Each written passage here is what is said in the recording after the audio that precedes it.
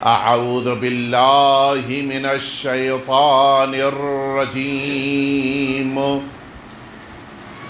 بسم اللہ الرحمن الرحیم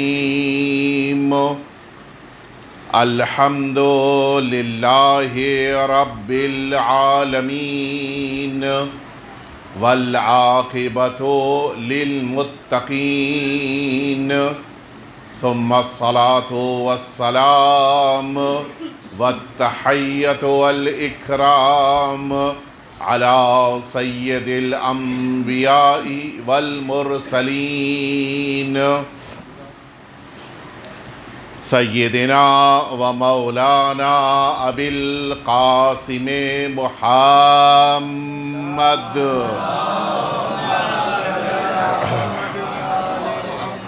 صلی اللہ علیہ وعلی اہل بیتہ الاطیبین الانجمین الذین اذهب اللہ عنہم الرجس وطہرہم تطہیرا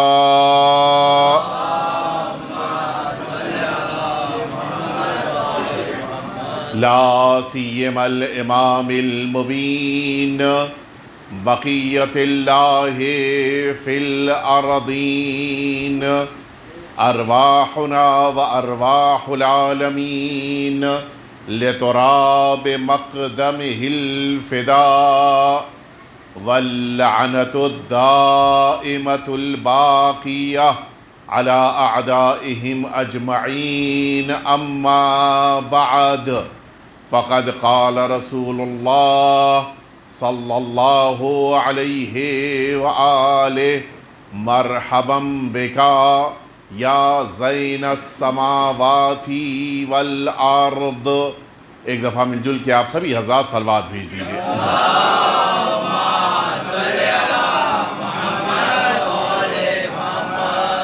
عزیزان محترم، محرم الحرام کی یہ 12ویں تاریخ کی مجلس عام شکل میں سرکار سید الشہداء اور میدان کربلا کے بقیہ تمام شہداء کے حول اور ان کے زیارت کے عنوان سے سوم کی مجلس کے طور پر منعقد ہوتی ہے، اور یہ بھی حقیقت ہے کہ سرکار سید الشہداء کو جو عظمت اللہ نے دی ہے، انہی عظمتوں میں ایک عظمت یہ بھی ہے کہ صرف اور صرف سرکار سید الشہداء کی سوم اور چہلم کی مجلس منعقد ہوتی ہے۔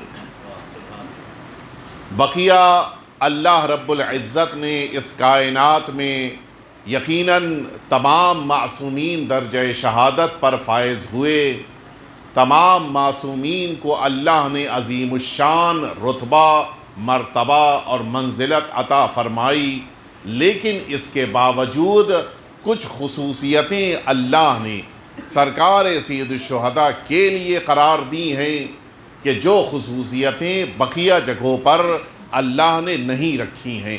میں اس وقت کی گفتگو میں یہی پیش کرنا چاہتا ہوں کہ اللہ نے جو منزلت، جو درجہ سرکار سید الشہداء سے مخصوص قرار دیا ہے، وہ بقیہ ائمہ اطہار کے لیے اللہ نے نہیں رکھا ہے۔ سرکار سید الشہداء کو اللہ نے یہ درجہ، یہ منزلت دیا، لیکن میں شروع میں یہ بات عرض کر دوں آپ کی خدمت میں کہ یہ جو درجہ، یہ جو رتبہ اللہ نے دیا ہے، ان میں بعض وہ ہیں کہ جو موقع کی بنا پر، مناسبت کی وجہ سے، یا وہ ذمہ داری جو اس زمانے میں سرکار سید الشہداء پر تھی، اس بنا پر آقا کے حوالے اللہ نے کیا، ورنہ اگر اس جگہ بقیہ معصومین میں سے کوئی ہوتا تو یہ درجہ ان کے پاس ہوتا۔ جیسے مثال کے طور پر آپ واقف ہیں کہ مثلاً 8ویں امام کو اللہ نے ولایت عہدی کہ جس کے ذریعے سے تمام امت مسلمہ اور بالخصوص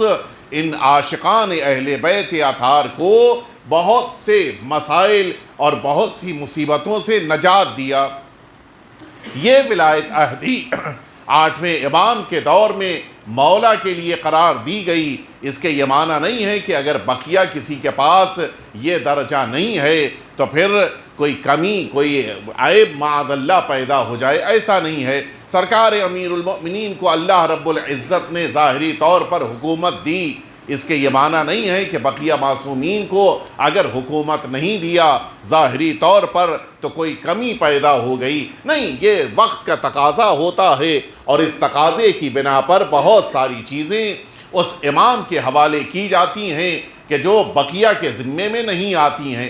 اللہ رب العزت نے بہت سی ایسی فضیلتیں سرکار سید الشہداء کو عطا فرمائی ہیں کہ جو بقیہ معصومین کے پاس نہیں رکھی ہیں، لیکن توجہ رہے، جتنی فضیلتیں اللہ نے سرکار سید الشہداء کو عطا کی ہیں اتنا ہی بڑا امتحان اللہ رب العزت نے امام حسین کا لیا ہے۔ نہ عظمتوں کا کوئی مقابلہ ہے، نہ امتحان میں کوئی مقابلہ ہے، یہ دونوں مرحلوں میں سرکار سید الشہداء بالکل منفرد ہیں۔ کوئی بھی ایسی ذات کہ جو سرکار سید الشہداء کے مقابل آ سکے ایسے موقع پر نہیں دکھائی دیتی۔ امام حسین کو اللہ نے پہلے سن لیجئے کہ کیا درجات، کیا رتبے دیے ہیں، اور اس کے بعد اس بات کی طرف آئیں گے کہ کون سے مصائب ہیں جو سرکار سید الشہداء سے مخصوص ہیں۔ بقیہ ائمہ اطہار حتیٰ انبیاء کرام کے وہاں بھی یہ مصائب نہیں دکھائی دیتے۔ یہ دونوں میں امام حسین کی انفرادیت ہے، اور ان دونوں مرحلوں میں امام حسین بقیہ سے منزلت کے اعتبار سے سب سے آگے ہیں۔ اللہ رب العزت نے جو آقا کو منزلت دی ہے، یہ روایت جو میں عرض کر رہا ہوں آپ کی خدمت میں، یہ روایت خود آقا نے بیان فرمائی ہے۔ سرکار سید الشہداء فرماتے ہیں کہ میں اپنے جد رسالت مآب حضور ختمی مرتبت حضرت محمد مصطفیٰ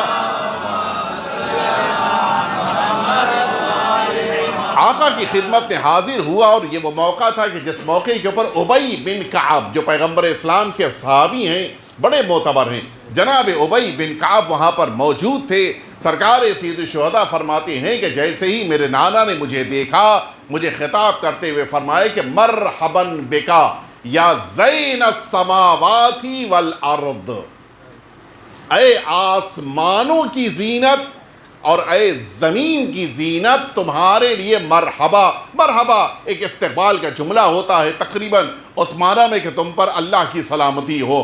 رسالت مآب سرکار سید الشہداء کو آسمانوں کی زینت اور ساتھ ہی ساتھ زمین کی زینت۔ اچھا، آسمانوں کی زینت کہا ہے، صرف آسمان نہیں فرمایا ہے، توجہ فرما رہے ہیں آپ، فرمایا کہ مرحباً بکا یا زین السماوات والارض، اے آسمانوں کی زینت اور اے زمین کی زینت حسین، تمہارے لیے سلامتی ہو۔ ایسے موقع پر جناب ابی بن کعب کو بڑا تعجب ہوا، اور اس موقع کے پر ابی بن کعب نے اچانک پوچھ لیا، یا رسول اللہ کیف یکون ھذا زین السماوات والارض، کیسے ممکن ہے کہ امام حسین آسمانوں کی اور زمین کی زینت قرار پائیں جبکہ آپ موجود ہیں؟ ظاہر سی بات ہے، رسالت سے توجہ فرمائیں، امام حسین کا رتبہ کیا ہے یہ محسوس فرمائیں جو اللہ نے بالکل منفرد رکھا ہے۔ آپ موجود ہیں تو آپ کے ہوتے ہوئے کوئی اور کیسے ممکن ہے کہ وہ آسمانوں کی زینت قرار پائے، کیسے ممکن ہے کہ وہ زمین کی زینت بن جائے؟ یا رسول اللہ کیا یہ چیز ممکن ہے؟ حضور اکرم نے اس موقع کے اوپر جو جملہ فرمایا ہے بڑا قیمتی جملہ ہے، فرماتے کہ ان الحسین ابن علی فی السماوات اعظم مما فی الارض، یہ حسین ابن علی آسمانوں کی بلندی پر زمین سے کہیں زیادہ عظمت رکھتے ہیں۔ آپ نے توجہ فرمائی، آسمانوں کی زینت ہے تو حسین، زمین کی زینت ہے تو حسین۔ رسالت مآب فرماتے ہیں کہ وَاسْمُهُ مَكْتُوبٌ عَلَى يَمِينِ الْعَرْشِ، عرش کہاں ہے؟ اللہ کے رسول فرما رہے ہیں کہ اللہ نے نام حسین کو لکھا ہے عرش الہی کے دائیں طرف۔ عرش الہی کہاں ہے؟ عرش الہی بھی ان آسمانوں سے کہیں بلند ہے۔ اللہ رب العزت نے سب سے زیادہ بلند جگہ کے اوپر عرش الہی قرار دیا ہے. اس عرش الہی پر دائیں طرف رسالت ماں فرما رہی ہیں کہ اسمہ مکتوب علی یمین العرش. عرش کی بلندی پر حسین کا نام لکھا ہوا ہے اور وہاں پر لکھا ہے کہ ان الحسین مصباح الہدی و سفینۃ النجاہ. ایک دفعہ مل جل کے صلوات بھیج دیں آپ حضرات.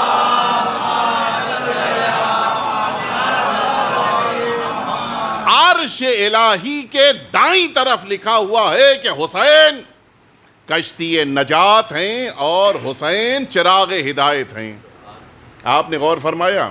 دیکھیے اللہ رب العزت کو اگر امام حسین کا نام لکھنا تھا تو بہت سی اس کے پاس کوئی جگہوں کی کمی ہے، کہیں بھی لکھ سکتا تھا. زمین پہ خانہ کعبہ میں اللہ چاہتا نام لکھ دیتا. اگر آسمانوں ہی میں لکھنا تھا تو پہلے آسمان، دوسرے آسمان، ساتویں آسمان، کہیں بھی لکھا جا سکتا تھا. اگر اس سے بھی اوپر لکھنا تھا جنت میں لکھا جا سکتا تھا. اگر اور اوپر لکھنا تھا تو جہاں جہاں کے اوپر بھی اللہ کے نام ہے ان جگہوں پہ لکھ دیتا. لیکن نہیں، اللہ نے امام حسین کا نام وہاں پر لکھا جو عرش اللہ کا عرش کہلاتا ہے. وسع کرسیہ السماوات والارض. اللہ کی کرسی جہاں پر قرار پائی ہے وہ عرش الہی ہے کہ جو وسعتوں کے اعتبار سے زمین اور آسمانوں سے بلند ہے. میں ایک جملہ آپ کی خدمت میں عرض کروں. دیکھیں کبھی کبھی ہم اور آپ اس چیز میں تھوڑی سی کوتاہی کر جاتے ہیں، لیکن یہ فقیر بڑے ماہر ہوتے ہیں. فقیر کو پتہ ہوتا ہے کہ کس محلے میں کس کا نام لے کر پکارنا ہے یا نہیں؟ بڑے اچھے سے ان کو پتہ ہوتا ہے. اگر مثال کے طور پہ غیروں کے محلے میں پہنچ جائیں گے، وہاں پہ اللہ کا نام نہیں لیں گے، وہ وہاں پہ ان کا والا نام لیا جائے گا. اگر اپنوں کے درمیان بھی آ جائیں تو کیا احتیاط ہوگی؟ اگر دیکھ لیا انہوں نے کہ دروازے پہ یا اللہ لکھا ہے تو آپ کہیں گے کہ اللہ کے نام پہ دے دو، یہی تو مانگیں گے نا. وہاں پہ حتیٰ پیغمبر کا نام بھی نہیں لیں گے. اگر کسی دروازے پہ یا اللہ یا محمد لکھا ہے تو اب مانگنے والا فقیر بڑا تیز ہوتا ہے، وہ پکارے گا تو اللہ کے رسول کے نام پہ عطا کر دو، اللہ کے نبی کا صدقہ دے دو، یہی تو مانگے گا. اور اگر کسی دروازے پہ مثلا امیر المؤمنین کا پنجتن کا نام لکھا ہے تو اب وہ یہاں کے اوپر سمجھ جائے گا کہ یہ پنجتن کے چاہنے والے ہیں. اگر پنجتن کے نام کا واسطہ دیں گے تو گھر والا عطا کر دے گا. آپ نے غور فرمایا؟ یعنی اس کے معنی ہے کہ جو نام لکھا ہوتا ہے اس سے پتہ چلتا ہے کہ اس نام سے مانگو گے تو گھر والے دے دیں گے. اللہ نے عرش الہی پر حسین کا نام لکھا ہے. صلوات بھیج دے محمد و آل محمد.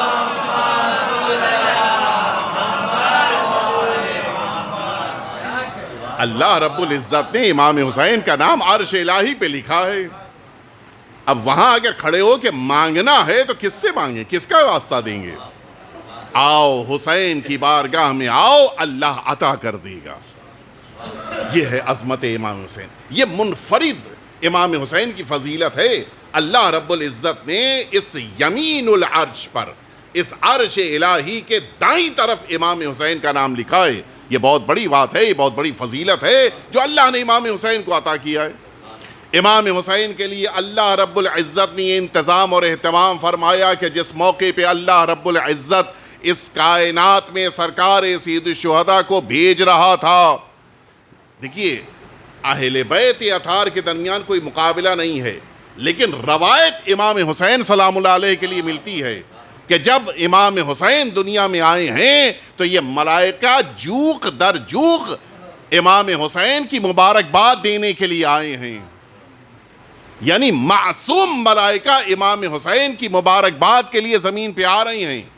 اور اسی بنا پر یہ فطرس کا واقعہ جو معتبر واقعہ ہے، جس پر بعض لوگ اعتراض کر جاتے ہیں، چونکہ ظاہر ہے کہ بعض روایتیں ہمارے درمیان ہم لوگ نہیں پڑھ پاتے لہٰذا اعتراض ہوتا ہے، ورنہ 3 شعبان کی دعا میں وہ آخری امام کی دعا موجود ہے کہ پروردگار جس طرح سے فطرس نے حسین کے جھولے سے وابستہ کر کے اپنے بالوں پر کو حاصل کیا، ہم آج امام حسین کی قبر سے خود پناہ لے کر تیری بارگاہ سے حاجتوں کو لینے آ رہے ہیں.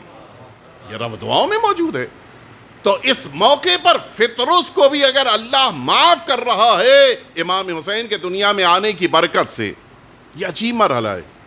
اللہ رب العزت نے امام حسین کا جو رتبہ دیا رکھا ہے وہ بالکل منفرد ہے۔ اچھا یہ عجیب ہے، امام حسین کو اللہ رب العزت نے چراغ ہدایت کہا ہے۔ امام حسین کے لیے اللہ کہہ سکتا تھا کہ امام حسین مثلا ہدایت کا سورج ہیں، کہہ سکتا تھا کہ ہدایت کے چاند ہیں، لیکن نہیں فرمایا۔ کیا فرمایا؟ ہدایت کا چراغ ہیں۔ کیوں؟ اس لیے کہ سورج اور چاند ایک طرف، چراغ ایک طرف۔ سورج اگر چمک رہا ہے تو بس ایک سورج ہی چمکے گا، اس سے دو چار اور سورج نہیں چمکائے جا سکتے۔ چاند اگر فلک کے اوپر ہے تو وہ اکیلا چمک رہا ہے، اس سے دو چار آپ چاند کو نہیں روشن کر سکتے۔ لیکن چراغ کی خاصیت یہ ہوتی ہے ایک چراغ جل رہا ہو 1000 روشن کر لیجئے، وہ ایک چراغ اپنی روشنی پہ باقی رہے گا۔ اللہ نے امام حسین کو چراغ بنایا ہے، اب دنیا امام حسین سے قریب ہوتی ہے تو حسینی بنتی جاتی ہے۔ صلوات بیت محمد والے۔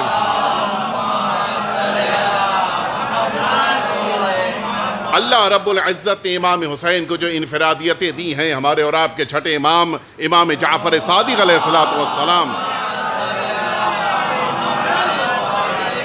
مولا فرماتی ہیں کہ ان اللہ عوض الحسین بقتلہ، اللہ رب العزت نے امام حسین کی شہادت کی بنا پر امام حسین کو 3 عظمتیں دی ہیں۔ وہ 3 کون کون سی عظمتیں ہیں؟ فرمائے کہ الامامت فی نسلہ، اللہ نے امام حسین کی نسل میں امامت کو رکھا، یہ انفرادیت ہے۔ امام حسین کی نسل کی یہ امامت ہے جو آج دنیا میں قائم ہے۔ فرمایا والشفا فی تربتہ، امام حسین کی خاک کو اللہ نے خاک شفا بنایا ہے۔ ساتویں امام موسی کاظم سلام اللہ علیہ،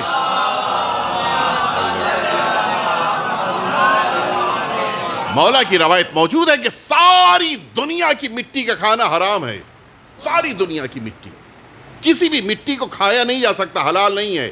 فرمایا لیکن میرے جد حسین کی قبر مبارک کی مٹی کو اللہ نے نہ صرف یہ کہ مباح کیا ہے بلکہ اس میں شفا رکھی ہے۔ یہ انفرادیت ہے امام حسین کی۔ کیا فرمایا آقا امام صادق علیہ السلام نے؟ مولا فرماتے ہیں کہ پہلی خاصیت کہ اللہ رب العزت نے والامامت فی نسلہ، دوسری خاصیت والشفاء فی تربتہ، اور تیسری خاصیت والاستجابت تحت قبتہ، امام حسین کے حرم مطہر میں قبہ مبارک کے نیچے کی جانے والی دعا کو اللہ کبھی رد نہیں کرتا ہے۔ یہ انفرادیت ہے امام حسین کی، اور یہ انفرادیتیں جو اللہ نے امام حسین کو دی واقعاً بالکل منفرد ہیں۔ آپ اگر غور فرمائیے، جب پوچھا گیا حضور ختمی مرتبہ حضرت محمد مصطفیٰ، یہ روایت آپ سنیں اور واقعاً آپ ناز کریں اللہ رب العزت نے آپ کو کیا قسمت دی ہے۔ پوچھا گیا یا رسول اللہ، اگر کسی نے آپ کی اولاد میں کسی امام کی بارگاہ میں پہنچ کر زیارت کیا، حتیٰ سرکار امیر المؤمنین کی زیارت کیا، تو اسے کیا ثواب ملے گا؟ فرمایا کمن زارنی، اگر مشہد مقدس آ گیا، اگر کاظمین چلا گیا، اگر سامرہ چلا گیا، اگر مثلا نجف اشرف چلا گیا، کیا ثواب ہے اس کی زیارت کا؟ کأنہ زارنی، گویا اس نے میری زیارت کیا۔ وہ مدینہ طیبہ میں رسالت مآب کی زیارت کے لیے حاضر ہوا۔ پوچھنے والے نے پوچھ لیا کہ یا رسول اللہ، اگر کسی نے آپ کے فرزند حسین کی زیارت کیا، جواب سنیں گے۔ حضور اکرم فرماتے کمن زار اللہ فی عرشہ، میرے حسین کی زیارت پر آنے والا گویا اس طرح سے ہے جیسے اس نے عرش پہ جا کے اللہ کی زیارت کیا ہے۔ ایک دفعہ مل جل کے صلوات بھیجیے آپ حضرات۔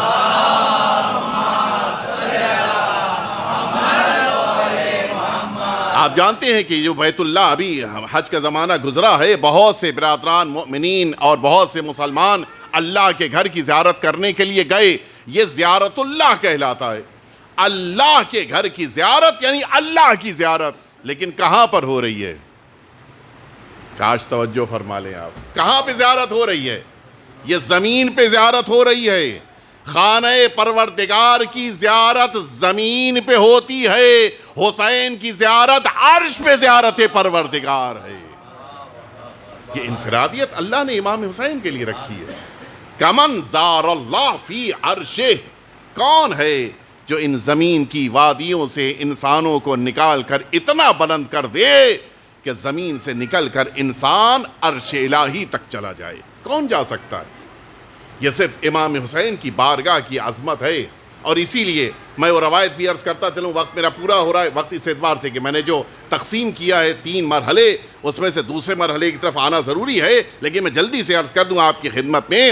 صرف اکیلی بارگاہ ہے کہ جس بارگاہ کی زیارت کرنے کے لیے انبیاء اور ملائکہ ہر شب جمعہ آتے ہیں. اکیلی بارگاہ ہے. اسی کامل الزیارات میں روایت موجود ہے ہمارے اور آپ کے چھٹے امام میں جعفر صادق علیہ السلام مولا فرماتے ہیں کہ جس موقع کے اوپر شب جمعہ آتی ہے، ما من ملک ولا نبی فی السماء الا ان یأذن اللہ، کوئی ملک ایسا نہیں، کوئی نبی ایسا نہیں جو شب جمعہ اللہ سے یہ نہ کہے کہ مجھے زمین پہ جانے کی اجازت دے دے. آپ ذرا انصاف سے بتائیے کہاں، یہ چونکہ یہ ملائکہ اور انبیاء کو اللہ نے عرش الہی پہ رکھا ہے، عرش الہی کے چاروں طرف ہیں، کہاں وہ عظیم الشان بارگاہ اور کہاں زمین؟ اس کو اگر مقابلے کی دنیا میں لے کر آئیں تو جیسے ہمارے درمیان 2 لفظیں استعمال کرتے ہیں، ایک پوش ایریا، ایک سلم ایریا، دونوں میں کوئی مقابلہ ہی نہیں. کہاں زمین، کہاں عرش الہی. آپ بھی جس موقع پہ گھر تبدیل کرنا ہو، مثلا کہیں آپ کو منتقل ہونا ہو، شفٹ، کیا کرتے ہیں آپ؟ سلم ایریا سے نکل کے کہاں جاتے ہیں؟ پوش ایریا میں. کبھی الٹا تو نہیں ہوتا کہ پوش ایریا والا نیچے کی طرف آ جائے، کبھی نہیں ہوتا. اللہ کو بھی تو پوچھنے کا حق ہے کہ رہ رہے ہو پوش ایریا میں، جانا چاہتے ہو زمین پہ. یہ ملائکہ سے پوچھے کب خدا؟ انبیاء سے کیوں جانا چاہتے ہو؟ یا امام فرما رہے ہیں کہ یہ سب آواز دیں گے کہ مجھے زمین پہ جانا ہے اور فرزند رسول حسین ابن علی کی زیارت کرنی ہے. آپ نے غور فرمایا، عرش الہی پر رہنے والے زمین پہ آ کر حسین کی بارگاہ میں آ رہے ہیں. اور اس کے بعد جب اجازت ملی، اب وہ جملہ سنیے جس کے لیے میں نے روایت آپ کی خدمت پہ پیش کیا. مولا فرماتے فَفَوْجٌ يَنزِلْ وَفَوْجٌ يَعْرُجْ، فوج در فوج یہ انبیاء اور یہ ملائکہ زمین کی طرف آتے ہیں، اور اس کے بعد وَفَوْجٌ يَعْرُجْ. ہم جب ترجمہ کریں گے تو یہی تو کہہ دیں گے نا کہ زمین کی طرف آئے، زیارت کی، اب واپس، یہی ہونا چاہیے تھا. عربی زبان میں واپس جانے کے لیے یسعد استعمال ہوتا ہے. مولا نے یسعد نہیں استعمال فرمایا، کیا فرمایا؟ یعرج. یعرج کس کو کہتے ہیں؟ یعرج وہ عربی کا لفظ ہے جس کا روٹ ورڈ ہے عروج، معراج. آپ نے غور فرمایا مولا کیا فرما رہے ہیں؟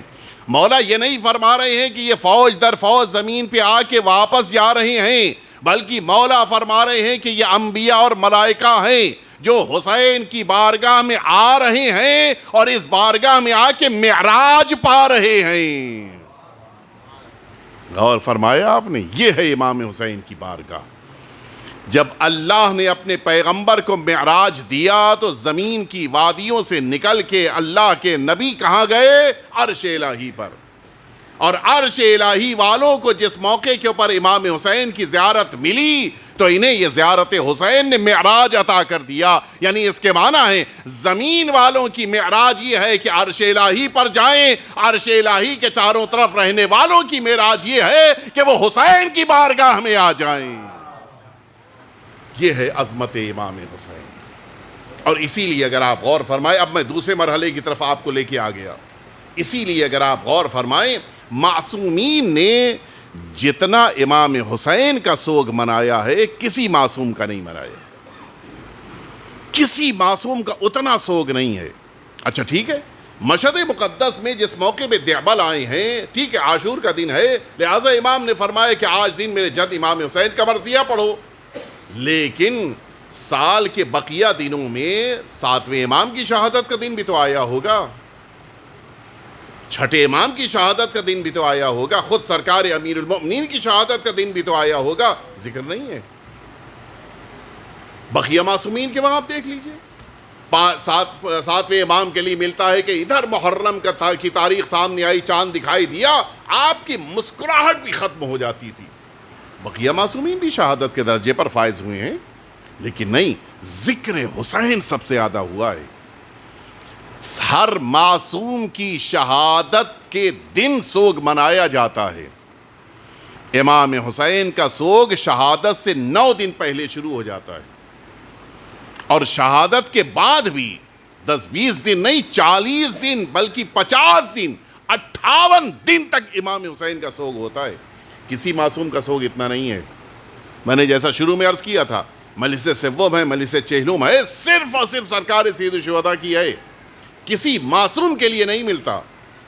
کسی بھی روایت میں ذکر نہیں ہے کہ مثلا 40 کسی معصوم کی منائی گئی ہو۔ امام حسین کی شہادت کا ذکر ہے۔ یہ خاص طور پہ اللہ نے امام حسین کو خصوصیتیں دی ہیں۔ اس کی وجہ کیا ہے؟ اس کی وجہ یہ ہے کہ جو مصائب اللہ رب العزت نے امام حسین کے لیے قرار دیے، وہ مصائب کسی اور کے لیے نہیں تھے۔ میں ابھی مصائب نہیں پڑھ رہا ہوں، صرف اشارہ کر رہا ہوں۔ کسی نبی میں کو بھی آپ نے نہیں سنا ہوگا کہ شہادت کے بعد اس نبی کے گھر والوں کو اسیر کیا گیا، کہیں نہیں ملا۔ یہ امتحان مخصوص ہے امام حسین سے۔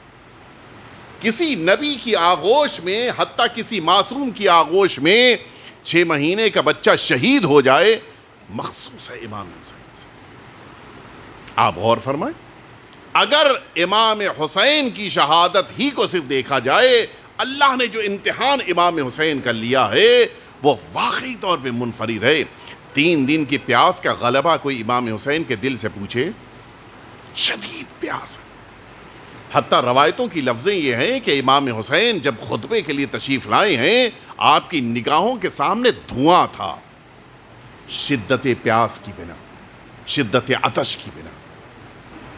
بڑا سخت امتحان تھا امام حسین۔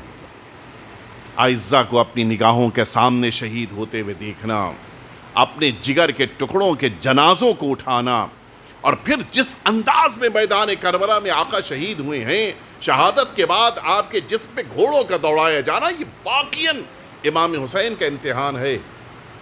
اور اب میں آپ کو بس آخری مرحلے تک لے کر آ گیا۔ حقیقت یہ ہے کہ جو ایک امتحان امام حسین نے قبول کیا تھا، اس امتحان کو مکمل سید سجاد نے کیا ہے، اور اس کا ایک حصہ اس بہادر بہن نے انجام دیا کہ جو واقعاً بے نظیر تھی۔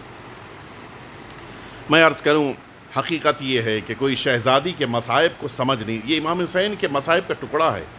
امام حسین ہی کا امتحان ہے جو جناب زینب مکمل کر رہی ہیں۔ میں اس مرحلے تک آپ کو لے کر آؤں، ایک واقعہ عرض کروں آپ کی خدمت میں، شاید ہو سکتا ہے آپ کا سنا ہوا ہو، لیکن یہ آج کی تاریخ سے چونکہ متعلق ہوتا ہے، لہٰذا یہ واقعہ آج کے دن ضرور نقل کرنا چاہیے تاکہ ہمارے ذہن متوجہ ہو جائیں۔ حقیقت یہ ہے کہ جناب زینب نے بھی جو امتحان دیا ہے وہ بالکل منفرد ہے، اور اسی لیے جس کا جتنا بڑا کربلا میں امتحان ہوا ہے، اتنا ہی بڑا رتبہ اسے ملا ہے۔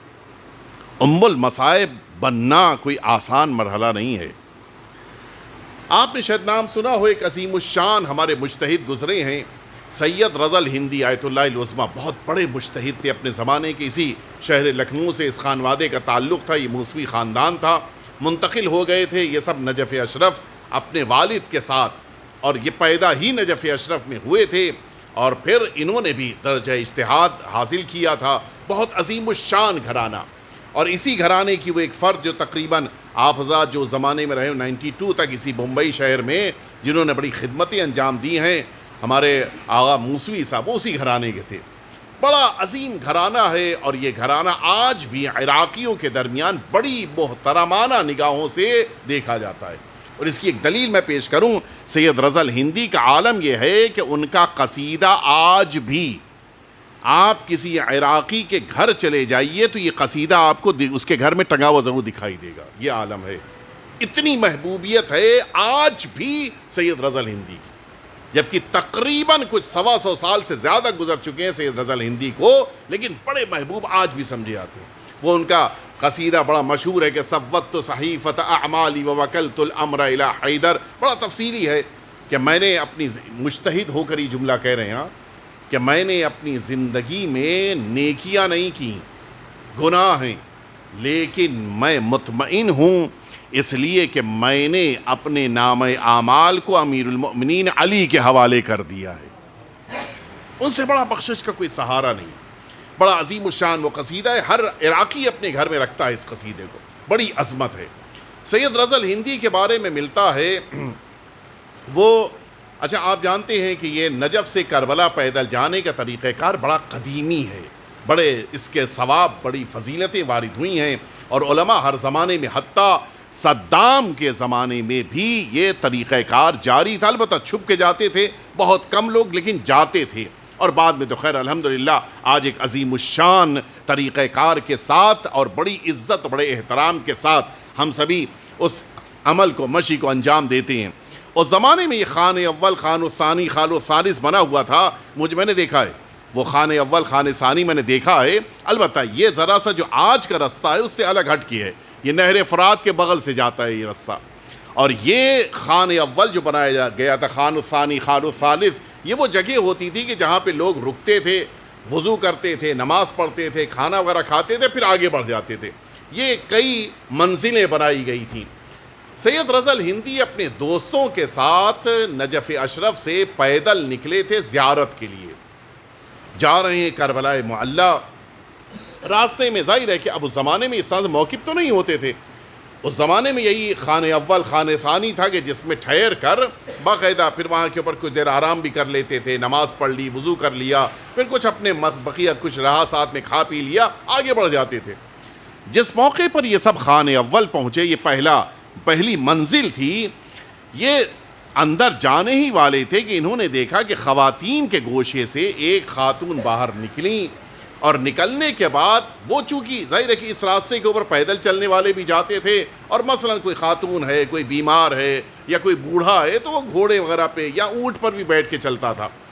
وہ دیکھا کہ خاتون نکلی ہے اس زنان خانے سے اور وہ گھوڑے پر بیٹھنا چاہ رہی ہے۔ اچھا گھوڑا اونچا ہوتا ہے، گھوڑے کے اوپر بیٹھنے کے لیے کوئی نہ کوئی ایسی جگہ چاہیے ہوتی ہے کہ جس پر انسان پیر رکھے اور دوسرا پیر پھر اس گھوڑے پہ رکھ کے مثلا گھوڑے پہ سوار ہو جائے، تو کوئی اونچائی چاہیے ہوتی ہے۔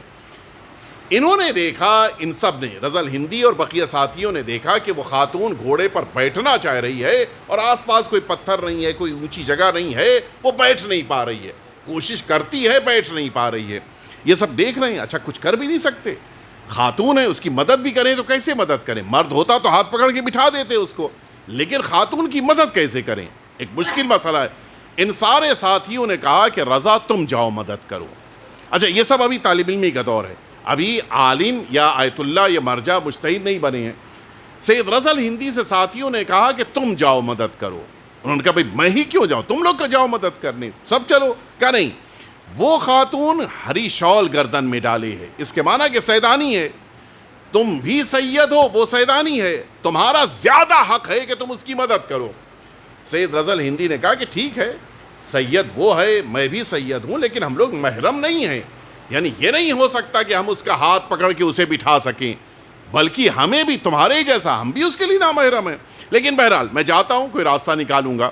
گئے سید رضا الہندی اس کے پاس گئے، جانے کے بعد اس سے کہا کہ دیکھو تم ظاہر امام حسین ہو، ہم لوگ طالب علم ہیں، ہم چاہتے ہیں تمہاری مدد کریں، ہمارے پاس کوئی راستہ نہیں ہے، ہم یہاں پہ پتھر ڈھونڈ کے لا نہیں سکتے، ہم تمہارا ہاتھ پکڑ کے تمہیں بٹھا نہیں سکتے، لیکن ایک میرے پاس راہ حل ہے، اگر تم پسند کرو۔ کیا راستہ ہے؟ کہ میں زمین کے اوپر اس طرح سے، جیسے کوئی آدمی سجدے میں جاتا ہے، میں اس طرح سے زمین کے اوپر لیٹ جاؤں تقریباً، یعنی جیسے سجدہ کر رہا ہوں، میں زمین کے اوپر ایسے قرار پاؤں، تم میری پیٹھ کے اوپر پیر رکھو، تمہیں اونچائی مل گئی، تم میری پیٹھ پہ پیر رکھو اور گھوڑے پہ سوار ہو جاؤ، تم آگے بڑھ جانا۔ اس نے کہا یہ نہیں ہو سکتا، تم عالم ہو، تم طالب علم ہو، یہ نہیں ہو سکتا۔ کہا نہیں، یہی ایک میرے پاس راستہ ہے، اس کے علاوہ اور کوئی میرے پاس سولوشن نہیں ہے، کوئی راستہ نہیں ہے، یہی ہم لوگ کر سکتے ہیں۔ اس خاتون نے کہا میری مجبوری ہے، صحرا میں میرا کوئی مددگار نہیں ہے، مجھے اسی طریقے سے سوار ہونا ہوگا۔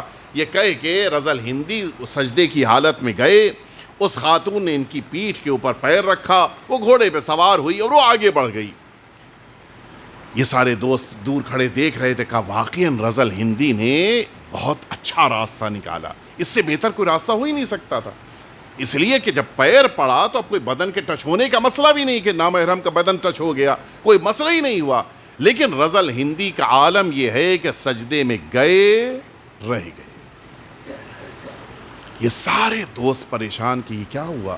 اچھا یہ وہ زمانہ تھا کہ اس زمانے میں یہ سکتہ قلبی، یہ ہارٹ اٹیک کے کیسز بہت ہوتے تھے، ہارٹ اٹیک اچانک ہونے لگ گیا اور انسان مر گیا، چلا گیا۔ یہ سب پریشان ہوئے کہ لگتا ہے کہ جب پیر رکھا اس خاتون نے تو شاید اس جگہ پہ پیر رکھ دیا کہ جہاں پہ دل تھا، فشار زیادہ پڑا اور ممکن ہے کہ اس بنا پہ ہارٹ فیلیور ہو گیا، ہارٹ اٹیک ہو گیا اور دنیا سے رضا الہندی چلے گئے۔ بڑا افسوس ہوا ان دوستوں کو۔ اب دھیرے دھیرے آ رہے ہیں، قریب ہو رہے ہیں، رضا کو آوازیں بھی دے رہے ہیں کہ شاید ابھی زندگی باقی ہو۔ قریب پہنچے، دیکھا نہیں رضا تو زندہ ہیں، رضا زندہ ہیں۔ لیکن سنیں گے آپ، رضا الہندی کا عالم یہ ہے کہ جہاں پر چہرے کی آنکھیں ہیں پوری زمین آنسوؤں سے تر ہو چکی ہے۔ رضا خیریت کیا ہوا؟ کیوں اس طرح سے رو رہے ہو؟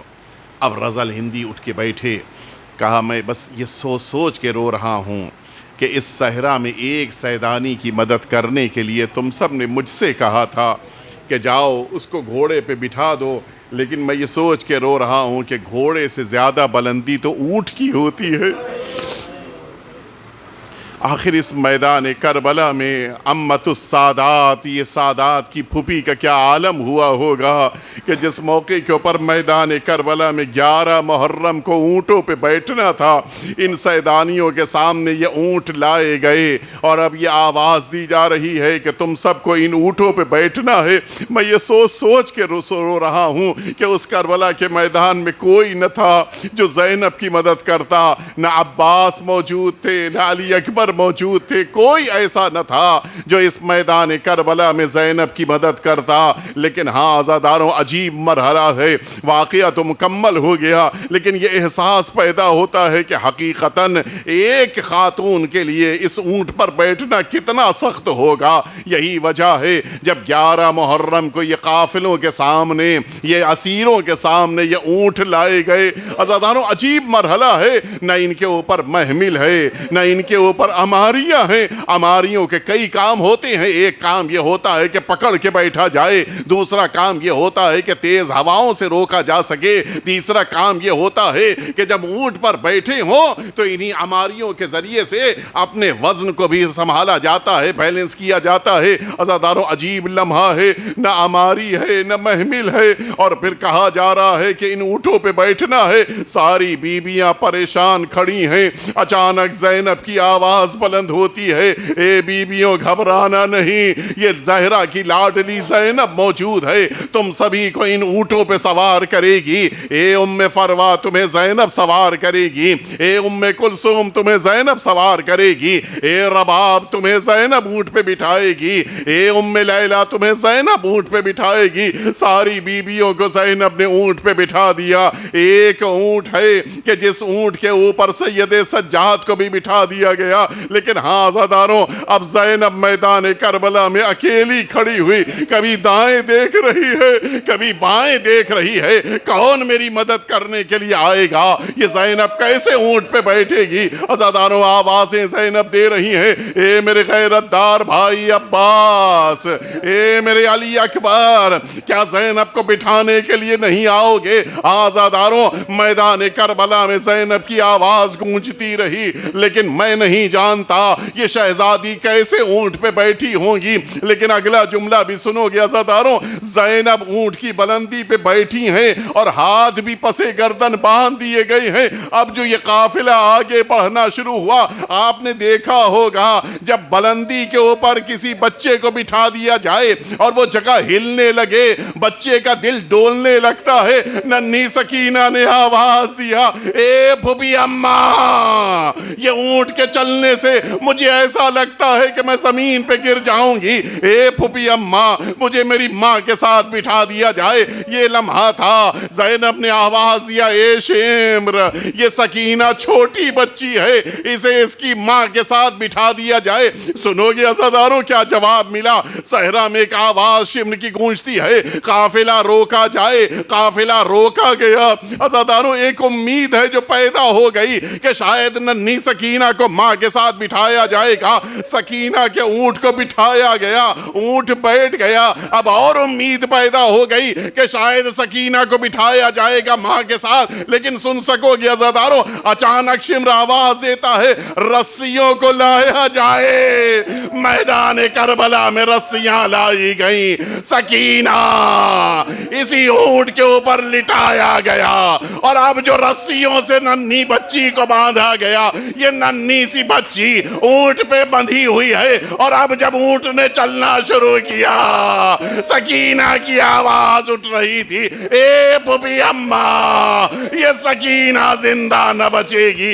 یہی وجہ ہے زندان شام میں جس موقع کے اوپر جناب سکینہ کی پشت کے اوپر وہ نشان دیکھے، اے شہزادی یہ سکینہ کی پشت پہ نشان کیسے ہیں؟ آواز دیا، یہ نہ پوچھو، ارے کربلا سے کوفہ، کوفے سے شام، ننھی سی بچی کے جسم پر وہ رسیاں باندھی گئی تھی، ننھی بچی برداشت نہ کر سکی۔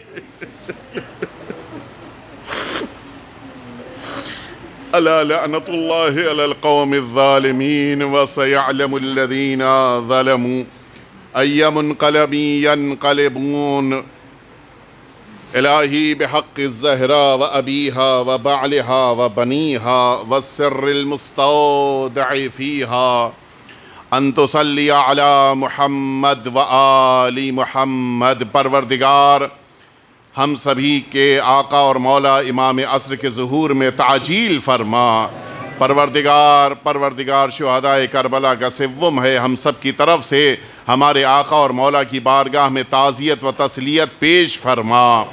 پروردگار عزاداران امام حسین دنیا میں جہاں جہاں بھی ہیں، ان سبھی کی جان، مال، عزت، آبرو کی حفاظت فرما۔ پروردگار وہ تمام مؤمنین اور مؤمنات جو عزاداروں کی خدمت کر رہے ہیں، ان سبھی کی توفیقات میں اضافہ فرما۔ پروردگار جو زائرین امام حسین زیارت کے لیے گئے ہیں، ان سبھی کی زیارت کو قبول فرما۔ ان تمام مؤمنین کو زیارت امام حسین کی توفیق اور سعادت عطا فرما۔ ربنا تقبل منا انک انت السمیع العلیم۔ ماتم حسین۔